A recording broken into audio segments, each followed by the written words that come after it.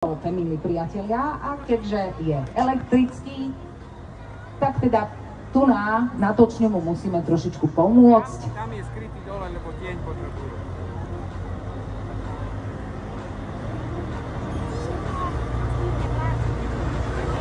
Opätovne máte možnosť sliadnúť ho v celej teda paráde.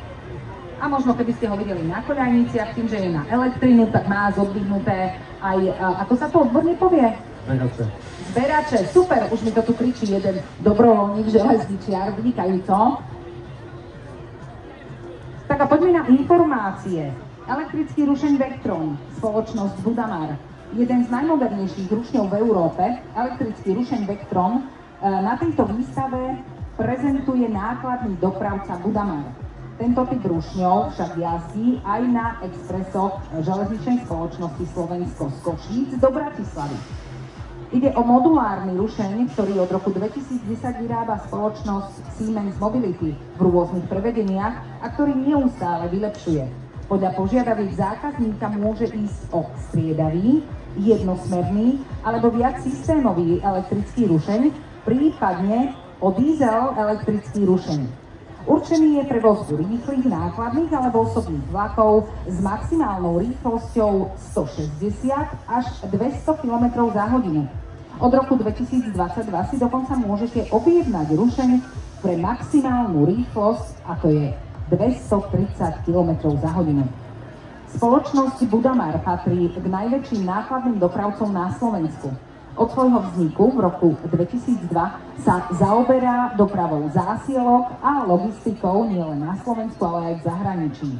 Minulý rok predstavila svoje najnovšie Vectrony v petici dizajnových polepov. Všetky nesú tému ochrany životného prostredia a slovenských zákonom chránených živočíchov.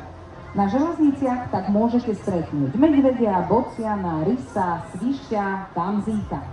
Vystavený tu môžete vidieť rušeň s nemeckým označením 193 807 v polepe Tamzíka Vrchovského Tatranského, ktorý je symbolom Tatranského národného parku a je súčasťou aj jeho loga. Spoločnosť Budamar si už od svojho vzniku zakladá na zodpovednosti. Aj preto sústavne podporuje a rozvíja nákladnú železničnú prepravu, ktorá je nielen ekonomická, ale predovšetkým ekologická. Nový dizajn Vectronov upozorňuje na to, že železničná doprava predstavuje zodpovedný prístup k Ukrajine.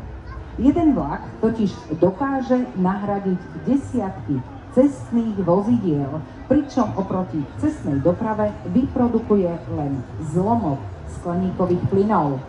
Tak teraz máte možnosť, milí priatelia, Vectron pozrieť si naozaj v plnej paráde.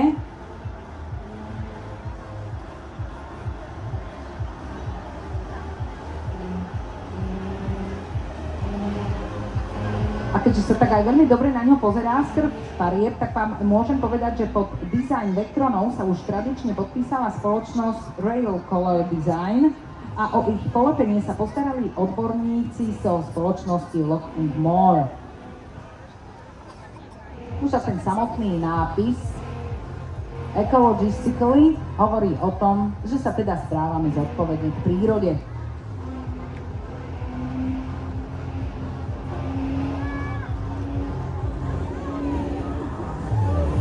A akého tam máme teda mladého rušťovodiča, môžeme mu zakývať.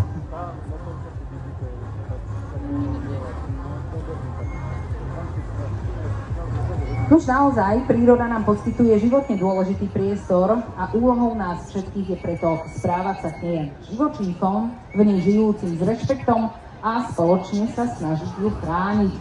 O to ide aj tejto spoločnosti Budamar. A práve preto sme vám predstavili elektrický rušeň Vectron tejto spoločnosti.